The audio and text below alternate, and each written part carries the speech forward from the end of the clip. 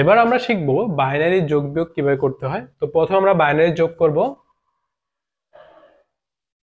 তো এখানে যোগের নিয়মটা লেখা আছে যে জিরোর সাথে জিরো যোগ করলে জিরো হবে, 1+0 = 1, বা জিরোর সাথে 1 যোগ করলে 1 হবে, আবার 1+1 = 0 হবে। এখন এইটা এবং কি হাতে কি থাকবে, 1 থাকবে। এখন কথা হচ্ছে 1+1 = 0 কেন? আমরা জানি 1 এর সাথে 1 যোগ করলে 2 হয়, কিন্তু বাইনারি সংখ্যা পদ্ধতিতে 2 সংখ্যাটি নেই। সেখানে আছে দুইটা ডিজিট, যেটা হচ্ছে 0 আর 1। আমরা যে কোনো সংখ্যাকে এই দুইটা ডিজিট দ্বারাই প্রকাশ করতে পারি, 0 আর 1 এর মাধ্যমে। আমরা যে কেন 1 থাকবে সেটা একটু বলছি, যে 1+1 = 0 এবং হাতে থাকবে কত, 1। তো আমরা জানি 1 এর সাথে 1 যোগ করলে 2। তো আমরা এটা টেস্ট কোডের মাধ্যমে বুঝতে পারি যে 1 1 যোগ করলে হয় 2। তো 2টা এখানে অন করে দিলাম, আর এটা যেহেতু নাই তাহলে 0 তে অফ করে দিলাম। তাহলে এই 0টা হচ্ছে বসে, আর এই যে 1 আছে এটা হাতে থাকে। আবার হচ্ছে যেমন 2 এর সাথে 1 যোগ করলে 3 হয়, তো আমরা 3টা যদি লিখি এভাবে, তো 1 আর 1 3। তো সেখানে এই 1 থাকবে, বসবে, আবার এই 1 কি হাতে থাকবে। বা আমরা এভাবে কনভার্ট করতে পারি, 2 রে হচ্ছে 2 দিয়ে যদি ভাগ দিয়ে যদি ইয়েতে নেই, দশমিক সংখ্যা বাইনারিতে নেই, 2 একে 2 একবার যাবে, তারপর 0, তারপর হচ্ছে আবার 2 দিয়ে ভাগ দিলে 0 বার যাবে, আর থাকবে 1। তো এখানে যেটা হয় এই 0টা বসে আর 1 কি হাতে থাকে। তো জাস্ট এই নিয়মটা ফলো করলে হচ্ছে আমরা এখানে যোগগুলো ইজিলি করতে পারি। তো প্রথমে আমরা এই যোগটা করব, তারপর এটা করব। তো এখানে 0-র সাথে 1 যোগ করলে হচ্ছে 1 হয়, তো এই 1 লিখলাম আমরা। আবার 0-র সাথে 0 যোগ করলে হয় 0। আবার 1 এর সাথে 1 যোগ করলে হয় 0 এবং হাতে থাকে 1। তো আমরা লিখলাম 1 এর সাথে 1 যোগ করলে হয় 2, কিন্তু 2 তো না বাইনারিতে। 1 এর সাথে 1 যোগ করলে 0 হবে, হাতে থাকবে 1। তো এই হাতের 1 যোগ করলে 1 1 2, 2 মানে হচ্ছে যে 0 বসবে, হাতে থাকবে 1। এটা হচ্ছে আমাদের এই বাইনারি যোগের ইয়ে। তো এবার এটা করবো আমরা। এবার আমরা এই সংখ্যাটার সাথে এই সংখ্যাটা যোগ করব। তো এখানে 1+1, 1 এর সাথে 1 যোগ করলে হয় 0 বসে এবং হাতে থাকে 1, অর্থাৎ 1 এর সাথে 1 যোগ করলে 2 হয়। বাইনারি সংখ্যা 2 নেই, এজন্য আমরা 0 লিখবো। 0 মানে সমান, ভিত্তি সমান হলে যোগফল 0 লিখবো।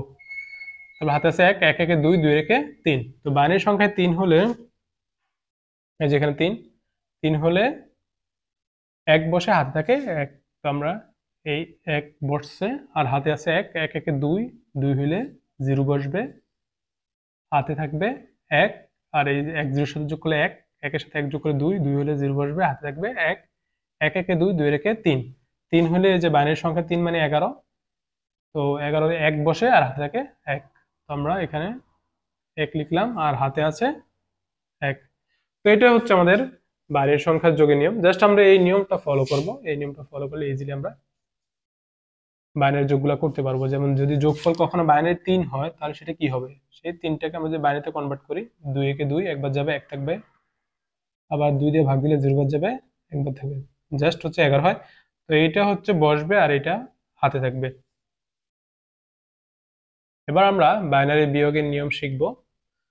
তো প্রথম আমরা নিয়মটা জেনে নেই, বিয়োগের নিয়ম, যে 0 থেকে 0 বাদ দিলে বা বিয়োগ করলে 0 হয়, 1 থেকে 0 বিয়োগ করলে 1 হয়, আবার 1 থেকে 1 বিয়োগ করলে 0 হয়, 0 থেকে 1 বিয়োগ করলে 1 হয়, এবং হাতে 1 থাকবে।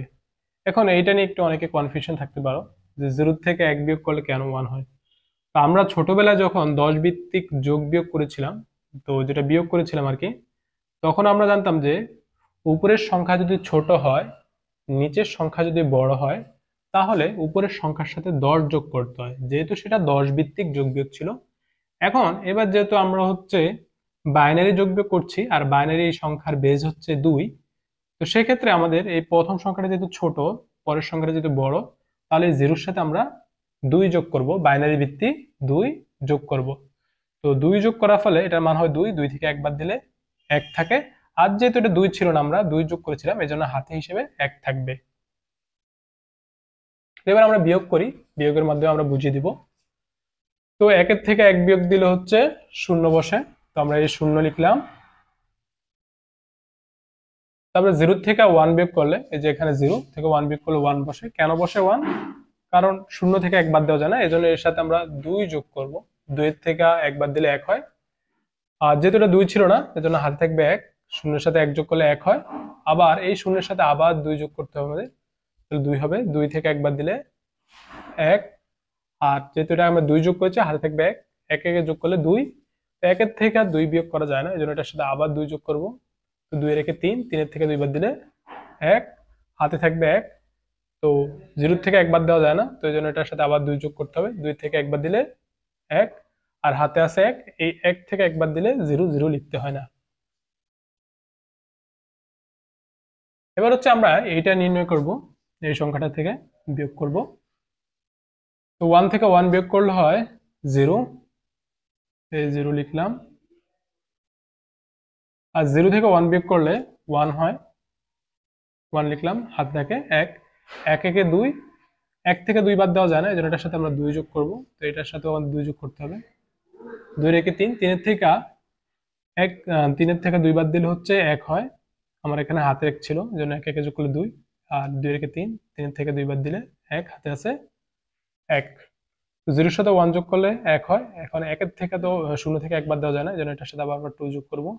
তো 2 এর থেকে 1 বাদ দিলে 1 হয়, হাতে আছে 1, 1 একে 2, আবার 1 থেকে 2 বাদ দেওয়া যায় না, এই জন্য এটার সাথে আমরা আবার 2 যোগ করব। 2 একে 3, 3 এর থেকে 2 বাদ দিলে 1, হাতে আছে 1, 1 একে 2, আর এটার সাথেও আমরা 0 থেকে 2 বাদ দেওয়া যায় না, এটার সাথে 2 যোগ করব। 2 এর থেকে 2 বাদ দিলে 0, হাতে আছে 1, 1 এর থেকে 1 বাদ দিলে 0, 0 লিখতে হয় না, তাহলে আমরা এই দুইটা শূন্য বাদও দিতে পারি।